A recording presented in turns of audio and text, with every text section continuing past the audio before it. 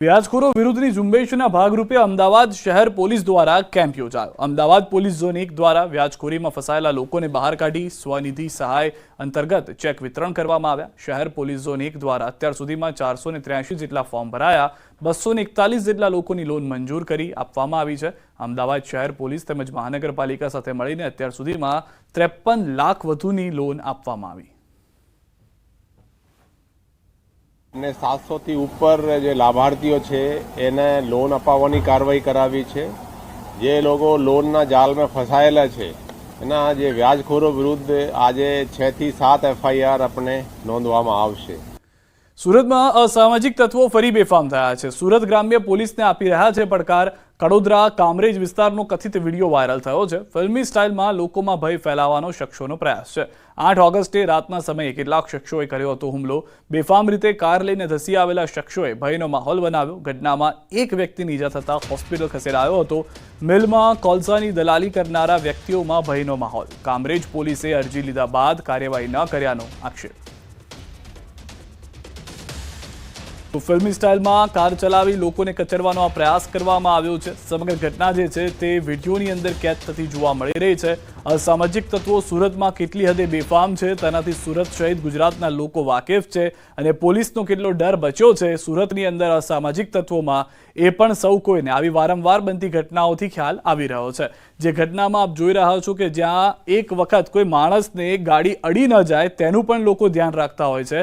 तेना बदले अहींया आगळ कार चालक जेटला पण लोको जई रह्या हता ते तमाम लोकोने कचडવાનો प्रयास करतो जोवा मळी रह्यो छे। कड़ोदरा कामरेजनो आ विडियो वायरल थयो छे। कहेवामां आवी रह्युं छे के कड़ोदरा कामरेज पासे आ घटना घटी हती। फिल्मी स्टाइलमां कार चलावी लोकोने कचडવાનો प्रयास करवामां आव्यो के जे कदाच तमाम लोको निर्दोष हता। जेमां महिलाओ पण जोवा मळी रही छे के जे आ कार चालकथी बचीने भागती जे जग्या मळे ते जग्यामां अंदर जता रहेવાનો अने पोतानी जातने बचावવાનો प्रयास करी रही छे। कुल 2 गाड़ीओ जोवा मळी रही छे। पाछळथी बीजी एक गाड़ी पण आवी छे। વધુ માહિતી મેળવીએ ન્યૂઝ 18 સંવાદદાતા કેતન પાસેથી। કેતન, આ સમગ્ર ઘટના શું ઘટી છે વિડીયોની અંદર? પોલીસ તરફથી કોઈ તપાસ શરૂ થઈ?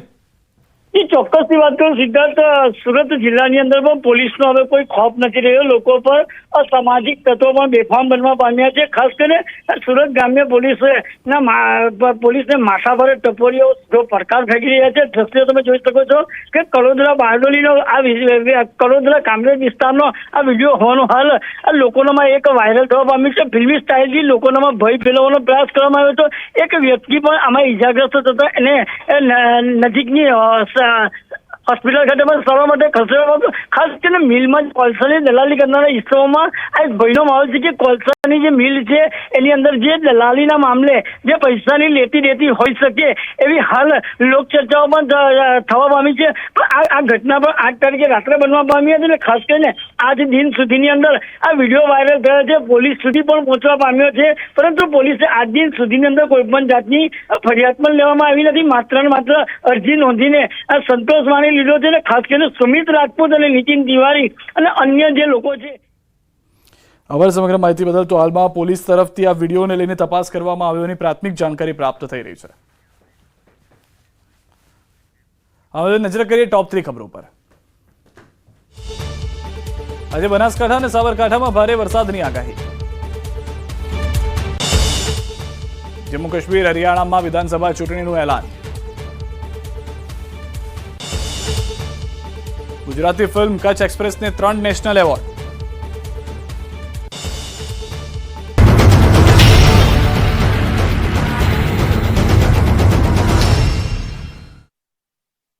ગોધરા શહેરમાં ચિત્રા ખાડી ફળિયા વિસ્તારમાં પાણી માટે પોકાર। ડ્રેનેજના પાણીની બાજુમાં જ પીવા માટેનું આવતું હોવાની ફરિયાદ।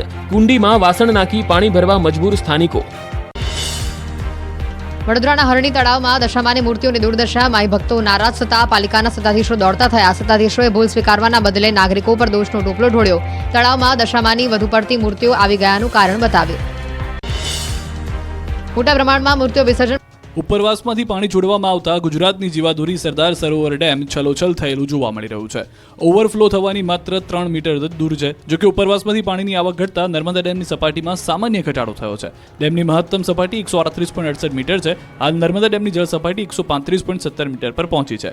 પાણીની આવક ઘટતા ડેમના પહેલા 9 દરવાજા ખોલાયા હતા, જેમાંથી 4 બંધ કરી દેવાયા છે. હાલ નર્મદા ડેમના 5 દરવાજા 1.5 મીટર ખુલ્લા છે, જેમાંથી 50,000 ક્યુસેક પાણી નદીમાં છોડાઈ રહ્યું છે. ઉપરવાસમાંથી 1,16,691 ક્યુસેક પાણીની આવક થઈ રહી છે. સામે 1,16,408 ક્યુસેક પાણીની જ આવક થઈ રહી છે. ગેટ મારફતે 50,000 ક્યુસેક પાણી નદીમાં જાય છે. રિવરબેડ પાવર હાઉસ મારફતે 43,579 ક્યુસેક પાણી નદીમાં છોડાઈ રહ્યું છે. કેનાલ હેડ પાવર હાઉસ મારફતે 22,829 ક્યુસેક પાણી કેનાલમાં જાય છે. દેશમાં 78માં સ્વતંત્રતા પર્વની ઉજવણી થઈ ત્યારે પ્રધાનમંત્રી નરેન્દ્ર મોદીએ 15મી ઓગસ્ટ 2024ના 78માં સ્વતંત્રતા દિવસ પર સતત 11મી વખત લાલ કિલ્લા પરથી તિરંગો ઝંડો ફરકાવ્યો.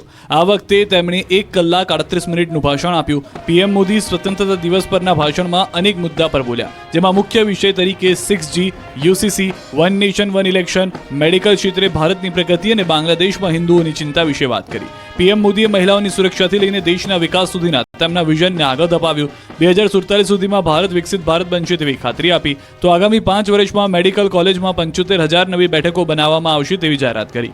આ બધામાં ખાસ વાત એ છે કે પીએમ મોદીનું અત્યાર સુધીનું સૌથી મોટું એટલે કે 98 મિનિટનું ભાષણ છે. 98 મિનિટ સુધી રાષ્ટ્રને સંબોધન કરી પીએમ મોદીએ પોતાનો જ જૂનો રેકોર્ડ તોડ્યો છે. આ પહેલા પીએમ મોદીએ લાલ કિલ્લા પરથી 10 વખત રાષ્ટ્રને સંબોધન કર્યું, તો 2017માં સૌથી ઓછું 57 મિનિટનું સંબોધન કર્યું હતું. સમગ્ર દેશમાં આજે અનોખા ઉત્સાહ અને ઉમળકા વચ્ચે 78માં સ્વાતંત્ર્ય પર્વની રંગેચંગે ઉજવણી કરાઈ રહી છે. ત્યારે રાજ્યકક્ષાનું પર્વ ખેડા જિલ્લાના વડામથક નડિયાદના આંગણે ઉજવાયો. કપડવંજ રોડ પર આવેલ એસઆરપી કેમ્પ ખાતે મુખ્યમંત્રી ભૂપેન્દ્ર પટેલ ખાસ હાજર રહી રાષ્ટ્રધ્વજને ફરકાવ્યો. મુખ્યમંત્રી ભૂપેન્દ્ર પટેલ ધ્વજ ફરકાવીને સલામી આપતા જોવા મળ્યા. આ પ્રસંગે નડિયાદ દેશભક્તિના રંગે રંગાઈ ગયું. એક ભારત શ્રેષ્ઠ ભારતના સૂર વચ્ચે એસઆરપી ગ્રાઉન્ડ રાષ્ટ્રભક્તિના રંગમાં રંગાયેલું જોવા મળ્યું. સીએમએ ખુલ્લી જીપમાં બેસીને નગરજનોનું અભિવાદન ઝીલ્યું. હેલિકોપ્ટરથી પુષ્પવર્ષા કરવામાં આવી. બાદમાં પોલીસ અને લોકોએ વિવિધ કાર્યક્રમ રજૂ કરી લોકોને દંગ કર્યા. પોલીસ દ્વારા રાઇફલ ડ્રીલ રજૂ કરાઈ. વિવિધ પ્રકારની રાઇફલની એક્સરસાઇઝ કરી. Rifle drill, navy patrolling, dog શોએ પણ આકર્ષણ જમાવ્યું. ધ્વજવંદન કાર્યક્રમ બાદ ખેડામાં કમલમ કાર્યાલય ખાતે બંધ બારણે બેઠક યોજાઈ. સીએમ ભૂપેન્દ્ર પટેલની ઉપસ્થિતિમાં બેઠક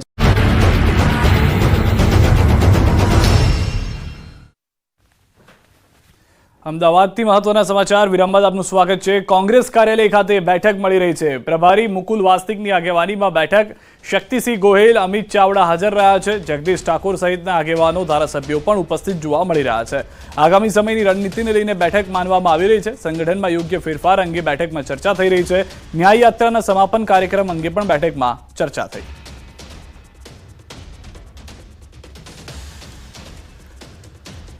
ભાવનગરમાં ફાયર કર્મી માટે બની રહેલા બિલ્ડિંગની ગુણવત્તા નબળી હોવાનો ખુલાસો થયો છે. 3 કરોડ અને 34 લાખના ખર્ચે બિલ્ડિંગનું કામ થઈ રહ્યું છે. લોકલ એજન્સીને સોંપવામાં આવ્યું છે આ કામ. મહાનગરપાલિકાના ઓડિટ વિભાગ દ્વારા બીજા અને ત્રીજા માળના નમૂના લેવામાં આવ્યા હતા, જેમાં બાંધકામની ગુણવત્તા નબળી હોવાનું જાણવા મળ્યું છે. હાલ બિલ્ડિંગને તોડી પાડવા આદેશ આપવામાં આવ્યો છે, પરંતુ સવાલ એ પણ છે કે જ્યારે બિલ્ડિંગ બની રહ્યું હતું ત્યારે બાંધકામ વિભાગ દ્વારા શા માટે તકેદારી રાખવામાં ન આવી. સ્ટેન્ડિંગ ચેરમેનનું કહેવું છે કે બાંધકામમાં નબળી ગુણવત્તા નહીં ચલાવી લેવામાં આવે. જ્યાં પણ ગુણવત્તામાં ઓછી